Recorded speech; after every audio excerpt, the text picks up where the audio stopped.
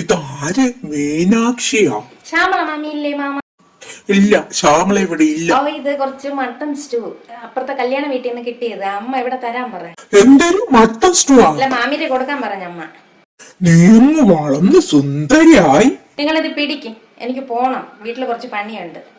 ഇങ്ങ കൊണ്ടാ. ശ്യാമള ഉണ്ടെങ്കിലേ നീ ഇവിടെ വരുവുള്ള. സുന്ദരി ആയിട്ടുണ്ട്. ശരിയെന്നാ പോണോ? കുറച്ചു നേരം ഇവിടെ ഇരുന്ന് വർത്തമാനം പറഞ്ഞിട്ട് പോവാ.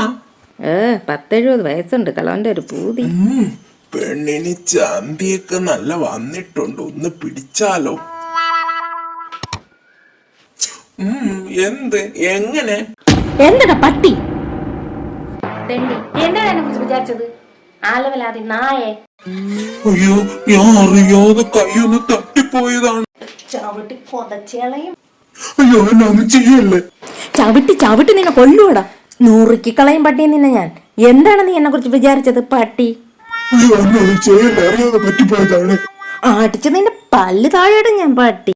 ഇനി എന്നും ചെയ്യല്ലേ പ്ലീസ്. നിനക്ക് എന്റെ തന്തേരെ പ്രായം ഉണ്ടല്ല. നിന്റെ മോൻ ഒരു മോളായിരുന്നെങ്കിൽ നീ അതിൻ്റെ കൂടെ ഇങ്ങനെ തന്നെയല്ല ചെയ്യും. പട്ടി നായെ അലവലാതി.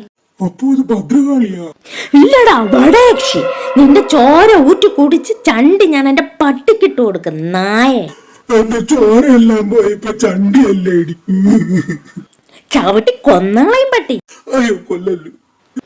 ഇനി ആരെങ്കിലും നേരെ നീ മോശമായിട്ട് പെരുമാറിയ ഇല്ല ഇല്ല ഇല്ല, എന്നെ വെറുതെ വിടും. കൊന്നളയും നായെ. എന്തൊരു കൊല്ല, ഞാൻ ചത്തേന് തുല്യല്ലേ. ദൈവമേ, എനിക്ക് കലിപ്പ് തീരണില്ല. ഇനി എന്നെ കൂടെ കൊന്നിട്ടും കൂടെ പോടി. ഇനി ഞാൻ ഒന്നും ചെയ്യൂലെന്ന് പറഞ്ഞില്ലേ. ഇത്തരം ഞരമ്പ് രോഗികളോട് നമ്മൾ ഇങ്ങനെയല്ലേ പ്രതികരിക്കേണ്ടത്?